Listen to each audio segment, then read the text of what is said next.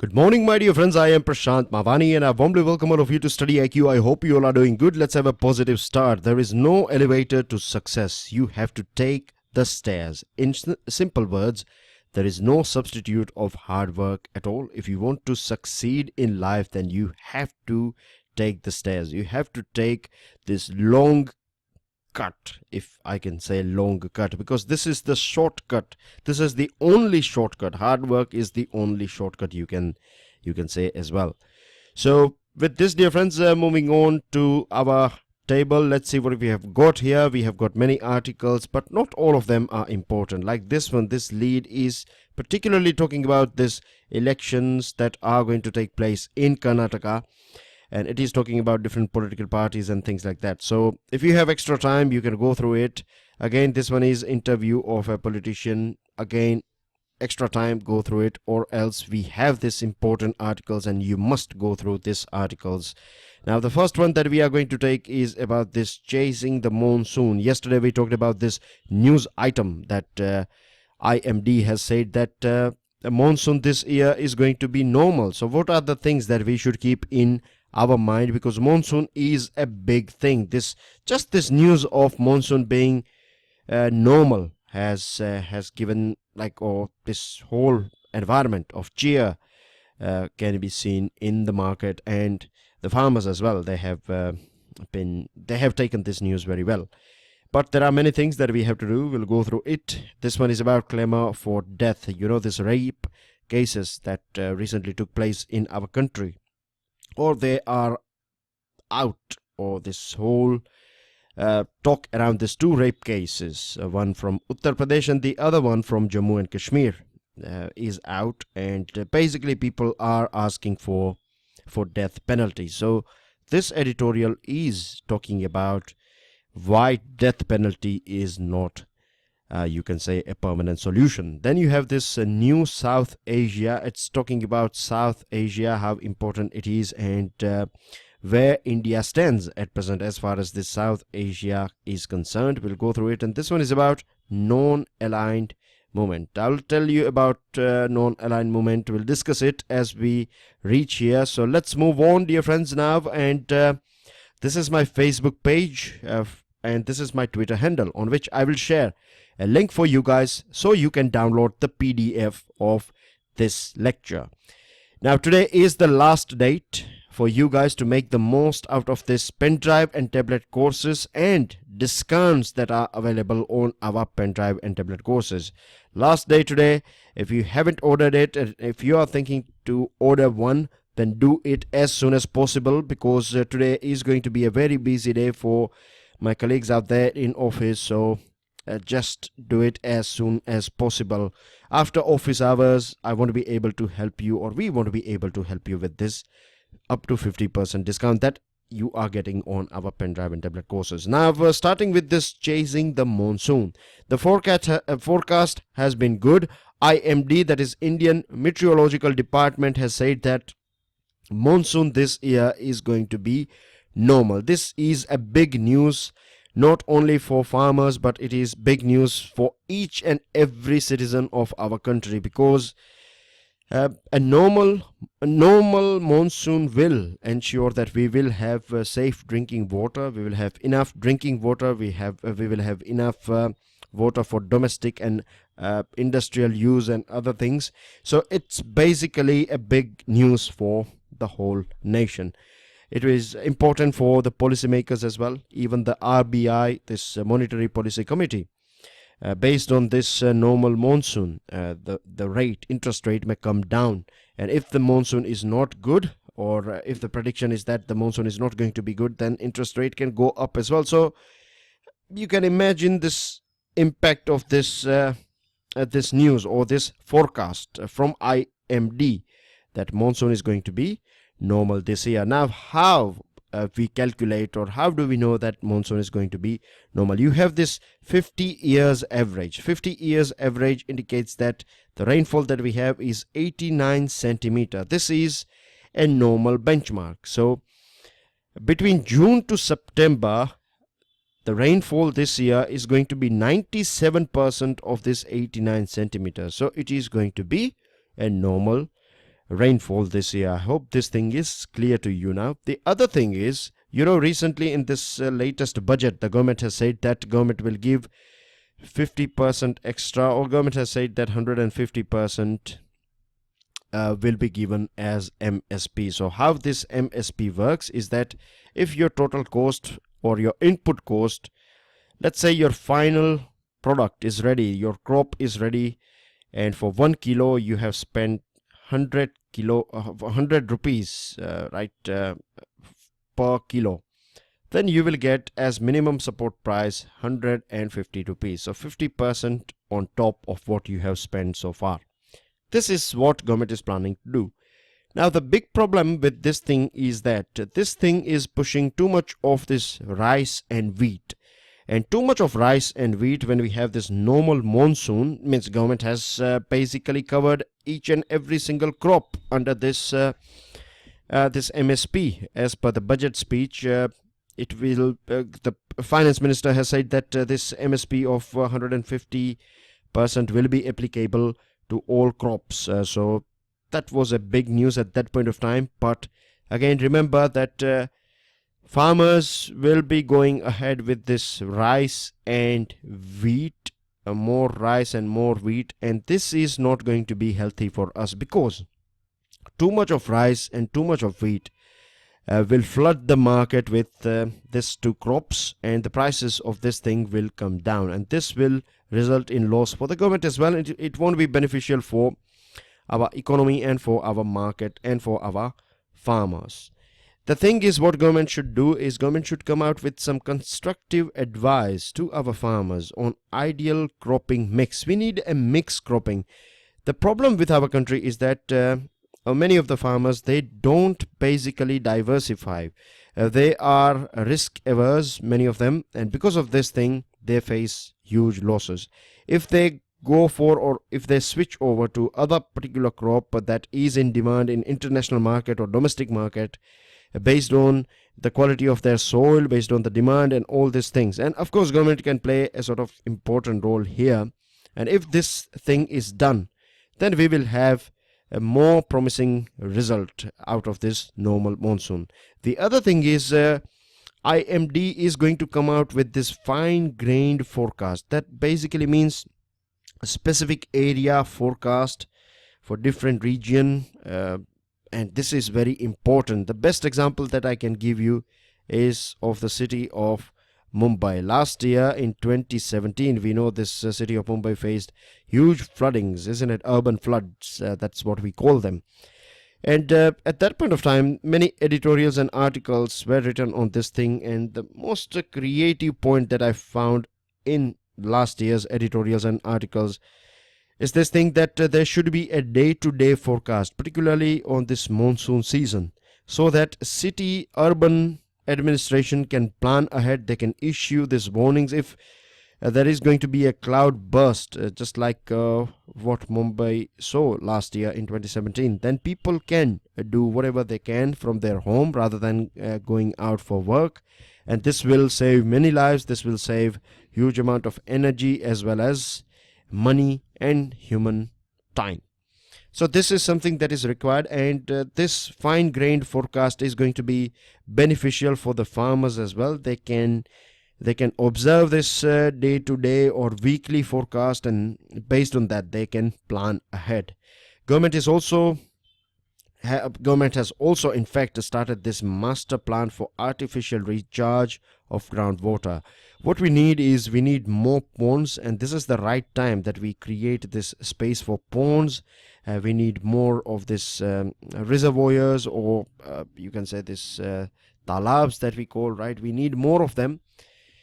So when we have this plenty rainfall or good amount of rainfall, they can have enough water and we can protect them. We can make sure that they are not polluted and things like that. Small dams, small ponds and other places, and this can help in biodiversity, maintaining this biodiversity as well, because what happens is that during this rainfall, during this Indian monsoon, a new species or this eggs, or you can say new babies, will be born, right? And they come here, means when the river is flooding this river plain, And then when you have small ponds, so basically what happens is that this small fish species will live here or they will basically grow up a little bit, and when they are fit for their role in bigger river, then we will have this next monsoon, and then the bigger or this adult ones can join this big river, and then you will have some more small tiny little fishes. So this is how it works. It's not just pertaining to or limited to fish, it applies to other species as well, tortoise and other species. So this is how we can protect our biodiversity as well, and this water will help in recharging our groundwater, because how this whole thing is working, or if we go through the facts and figures, then we have seen this thing, that this whole pattern of monsoon has changed since, or it is gradually or incrementally changing since 1950. This is how it works. On the winter time, the winds are coming from northeast, but in the summertime, because of this low pressure and high pressure, I believe you might have understood this thing from your basic geography lectures and things like that. So in your summer time, you have this reversal of this wind. Normally the winds are coming from northeast, and here you find the winds are coming from southwest. So southwestern winds are passing over this Indian Ocean, and they are dry, so they have this capacity to hold moisture, extra water, and then they come here, and then you have this proper, you can say, setup for this rainfall here. The Himalayan mountain range will basically block this wind, and then you have all these clouds will be parked here on India, and then we have this rainfall. So this is how it works in terms of basic geography. Now the thing is, we were talking about this change in the pattern since 1950. What we have observed since 2002 is that this daily average rainfall has increased. Earlier on, we used to have this proper rainfall in this 4 months, right? It used to be well distributed, but what we are seeing nowadays, say for example, take example of Kerala, what we have seen is that pre-monsoon rainfalls are quite heavy, post-monsoon rainfalls are quite heavy, and in between you have this dry spell. So this is a big problem for us, and we have to conserve our water as well. When we are talking about this groundwater recharging, coming out with more ponds and more dams and other items. When I say dam, I'm not talking about big dams, I'm talking about small tiny dams at village level and at town level. So step wells and other traditional knowledge can be applied. We can use it, because the thing is, when it comes to water usage, right, which is measured as cubic meters per ton, right, the water used to grow rice and wheat in India is more than China. Now China is, if I'm not wrong, number 1 rice producing country. In terms of consumption, it is not number 1. A couple of days ago I came out with a special video lecture, and if you have followed that, then let me tell you that the highest country, or this country consuming rice, the number 1 rice consuming country is Vietnam. After that, it is closely followed by Madagascar. So China, they use less water compared to what we are using, so we need to conserve it, and their output is better than what our output is. So there are many things that we have to work. This monsoon is, of course, a good news, this normal monsoon, but at the same time we have to prepare we have to do this groundwork and harvest monsoon. That's the message here. We have to recharge our surface water, our underground water, and this is possible only when we have this community participation. Moving on to another item, this is about clamor for death. Now, of course, emotionally, if you ask me personally, then I would say yes, I will. On the first instance, I will say that this sort of culprits, those of whom are raping small kids, in fact, rape itself should be punished with death penalty. This is a sort of emotional judgment, no doubt. But if you are a judge of, or if you think rationally, then you have to go through facts and figures, and you have to go through past experiences, and you have to analyze and come out with this study whether death penalties or this death penalty really works or not. We had this J.S. Verma committee. Remember J.S. Verma committee? J.S. Verma basically is a former Chief Justice of India. Sadly, he is no more with us, but he is considered as one of the most outstanding justice or judge we ever had.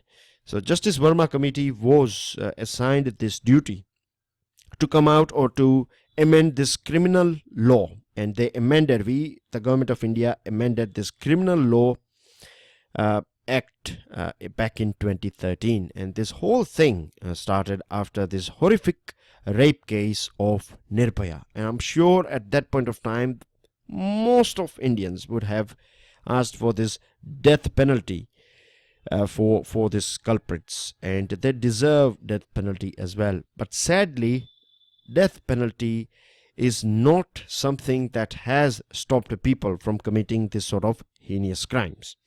So this Justice Verma committee, they came out with many amendments. They did many amendments in this Criminal Law Act, and most of them are good amendments. And despite this demand of death penalty, adding death penalty for this rape cases in our country, this committee kept this fine balance of rationality, and they decided that death penalty is something that is that should not be given on the first go. When I say first go, I mean to say that there should be, or what they suggested, this J.S. Verma committee, that there should be this awarding life sentences without remission for this aggravated sexual assault. Though death penalty in this rape cases is added in this Criminal Law Amendment Act 2013, but it's only when the victim has been killed or the victim has been left in a sort of a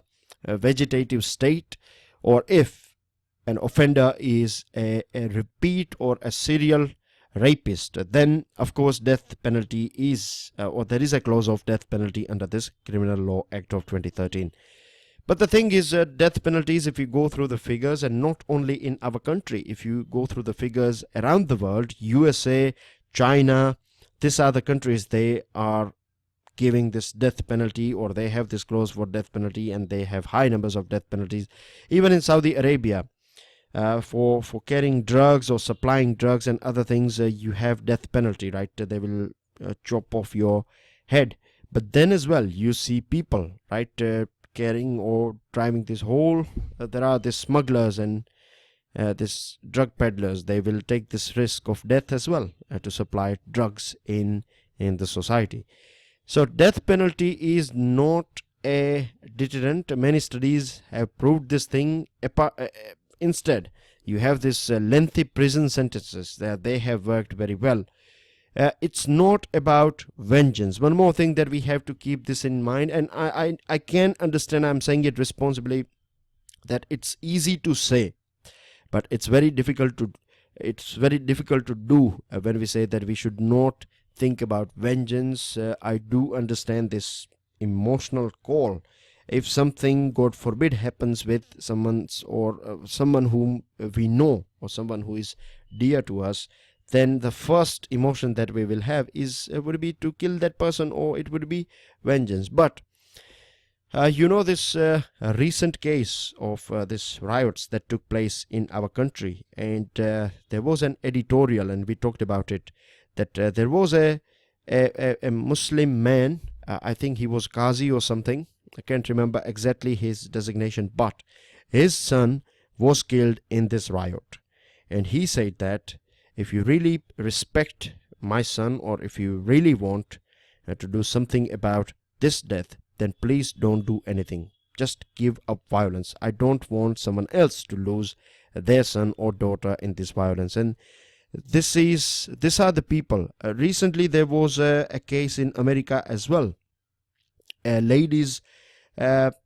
Basically a mother lost her son in this gang war or something, or this hooligans, right, basically shot dead his means a lady or mother lost her son, and in the court, the lady said that she is ready means she has already forgiven this criminals and their family, and she said that the only way I can, means I'm not going to get back my son, but the only way I can sort out this sort of things is to forgive this person who has done this crime. Of course, that person will have to face law. You cannot say that if I say, or if I forgive you, that does not mean that you will walk free of the crime that you have done. You have to go through the sentence. But we want to build a society where we have minimum crimes. And we have, and this is possible. Go to New Zealand, check out this Nordic countries where our Prime Minister is at present, and you see this crime ratio is nearly zero in this sort of countries. So we can as well change our society, and death penalty and vengeance and other things are again not going to help us.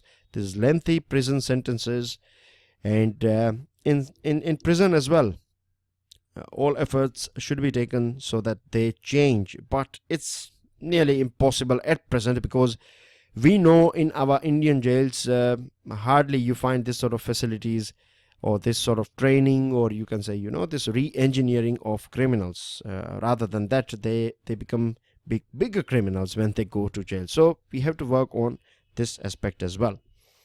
Moving on to this one, this is about New South Asia. Now, at present, this India's neighborhood first policy is under scrutiny, and the reason is that if we observe this last 4 years of Prime Minister Narendra Modi, when he came to power, or when he became this Prime Minister, during his swearing-in ceremony, we had this SAARC members, isn't it? And after that, we came up with this neighborhood first policy.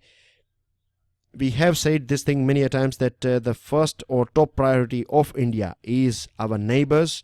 The first visit of our Prime Minister was in Bhutan, and he has visited our neighbors, our neighboring country, apart from one country, that is Maldives. I think it was back in 2015, as far as I remember. It was in 2015 when he was supposed to visit Maldives, but something went wrong, and then this Maldives trip was cancelled. And at that point of time, Prime Minister visited these 3 countries.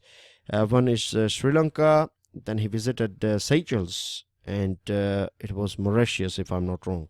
Mauritius is, of course, a bit far from where we are, right? It is a country of Africa, island nation of African continent, but he was supposed to visit Maldives, but he dropped this. Maldives was dropped because from the regime that we have at present in Maldives, we don't have that good relationship. The last regime again was a bit skeptical with India, but now they have no option, but they are calling for India or the help of India at present. We have talked about this thing, what is going on in Maldives, this emergency and other things. So basically what I'm trying to say here, or this article is trying to tell us, is that if we go through this 4 years, we have done many things have been said about it, but even today, right, India is not, you can say, in a position where we can say that we are a big brother. Of course, we are a big country here, but if you go through this, say recently we have seen this Myanmar issue, this Rohingyas issue, what we did, to be honest, we were talking about this refugees and other things, rather than having a thorough discussion, or we are not in a position where we can pressurize or persuade Myanmar to sort out this problem. In fact, our stand created these problems for Bangladesh as well, a country that is believed, and a country that has been there for us. Particularly Sheikh Hasina is a friend of India, and we upset her by our behavior on, or our stand on this Rohingya thing. Later on, we sent this humanitarian and other assistance, but it was only after, means if you are going to send it anyway, apparently if you are going to send it, then why don't you send it with a smile rather than having a sort of bitter chat? Pakistan, Prime Minister visited Pakistan as well, but at present the relationship between Pakistan and India, you cannot say they are at the best. Take this example of Mr. Kohli. He was here in India, but we know it very well that last time when Kohli was elected, again it was in 2015 or 16, can't remember exactly, but he was the Prime Minister when we applied this economic blockade, and this was clearly stated by Nepal that this sort of things are not or will not be appreciated by Nepal at all. Then you have Afghanistan. We have been supporting them, no doubt. Relationship between Afghanistan and India are not bad at all, means that they are very good. As far as Sri Lanka is concerned, recent movements in Sri Lanka, this political turmoil that is going on in Sri Lanka, again we have talked about it a couple of weeks ago only, so it should be refreshed, it should be there in your, you should be able to recollect this incidents of. And then you have Bhutan. Bhutan is also going to face election this year. Bangladesh is going to face election this year. And Maldives, we have a very bad relationship. So we are, of course, a big country, powerful country as far as this Indian subcontinent or South Asia is concerned. But we are not that strong enough, or our acts and our words have not been that good that can create this influence. You know, when you say and other countries will do it, we haven't reached that stage yet. As far as this small tiny nation called Seychelles, which is having this Indian roots as well, it is part of African continent. This Seychelles, African, it belongs to this African continent. It is an island nation in Indian Ocean, right? Somewhere over here, let me show you where exactly you will find it. Somewhere over here you find Seychelles here. So this country, we were about to build this military facility over here, but still we are struggling to persuade this Seychelles. The other thing is, if you go through the history of Indian Ocean region and South Asia, then one thing you will find that India was never, there was never a golden age of Indian predominance, and we have always seen that someone else will come here and rule this part of the world. And same thing is happening at present as well. After independence, this is the biggest challenge, like China, you know, China is closing in, China is developing these ports and this string of pearls, and you can see here everywhere is China. See around India, in Maldives, in Thailand, in Cambodia, in Myanmar, in Bangladesh, in Nepal, everywhere you are seeing China. And this is something that we cannot handle. It is becoming a bit difficult for us. And what we are trying is, we are trying to connect this SAARC and the South Asian or ASEAN and SAARC together. And we have this common bridge, that is Bay of Bengal Initiative for Multi-Sectoral Technical and Economic Cooperation, that is known as BIMSTEC is a thing that we are pushing. But again, it's going to be difficult for us because our direct competition is with China and India. We do have this cultural connection, we have this soft power as well, but still we are not able to execute things or come out with some practical result as far as this South Asian region is concerned. Now, last item on our table today is this non-alignment redux. NAM, that is non-aligned movements, 18th mid-term ministerial meeting took place in this country called Azerbaijan. The capital of this country is Baku. You can see here, this is Caspian Sea. If you go down a little bit, you will find Iran.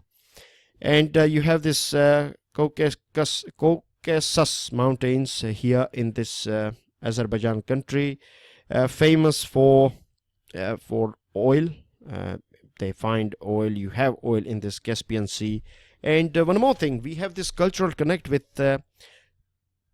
Azerbaijan because you have this, they know India very well because of, with the help of our Bollywood films and songs and other things.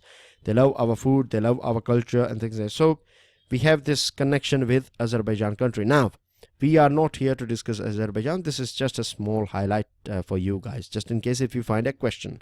Now, Jawaharlal Nehru or India, you can say we are one of the founding fathers of this non-aligned movement. And this item here, this line here is important for your pre-examination. 10 principles of Bandung are pertaining to non-aligned movement. Just in case if you find a question, keep this thing in mind, that 10 principles of Bandung. Bandung is a place in Indonesia, right? So this Bandung place where in 1955 this NAM principles were outlined. At that point of time, Jawaharlal Nehru took part in this visit, and later on as well. Jawaharlal Nehru has been a founding father, and it's not just about when we talk about non-aligned movement. Remember, of course, it was a movement, or it is a movement against this bipolarity.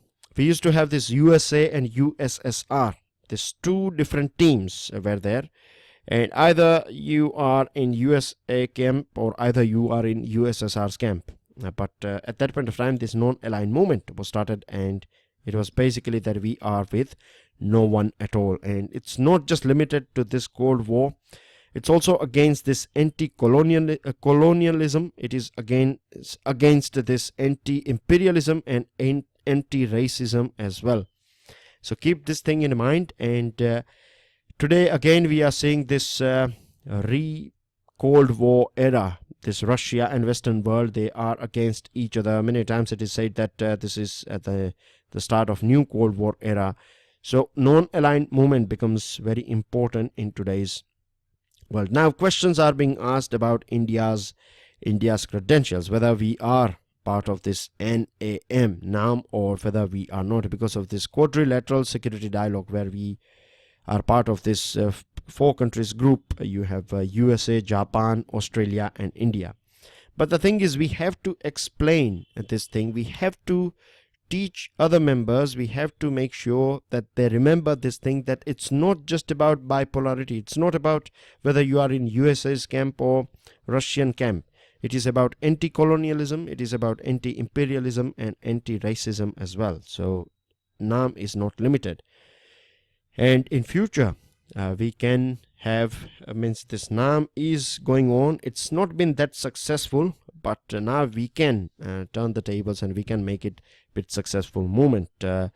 If I'm not wrong, this is the second largest group after United Nations, this grouping. So it has many members in it. Either this one is second or third. You have this Islamic cooperation as well. They have many countries too, but as far as I know, this non-aligned movement, as I'm speaking to you right now, this thing is coming in my mind, so I'm sharing it with you. Of course, you can Google it as well, but it's not that important anyways. But it's a big group. Just keep this thing in mind, and it can have huge influence in geopolitics. Now, important news item. Law Commission has favored for simultaneous election. Many good solutions coming out from Law Commission. Make sure you go through them. Government attempts damage control. I came out with a special video lecture last night on this thing. It's in Hindi version. English version is coming out today. I will share a link with you guys. And 2 women are raped in this place, a jungle near Gurgaon city. Now you have this nod awaited to induct jurist in Lokpal. Still we haven't appointed Lokpal. This is a big issue going on. Then Prime Minister is in Sweden, and you can see the picture here. You can see small little girls of our Indian diaspora holding our Indian flag, and it's indeed a proud moment for both the countries. India and Sweden, we have agreed upon this joint action group. We are going to work on different areas from defense to healthcare. You have many other items. And USA is keen for signing this nuclear reactor deal with our country, India. But Westinghouse is facing this bankruptcy thing, so we have to wait for a little bit. OPCW team enters Syria to ensure this chemical weapon attacks and to sort out whether this is right or wrong.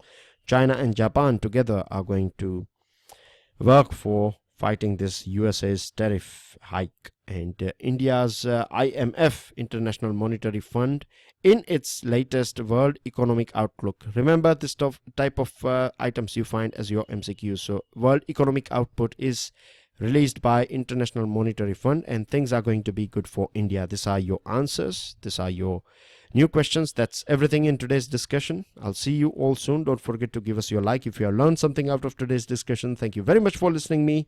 Jai Hind.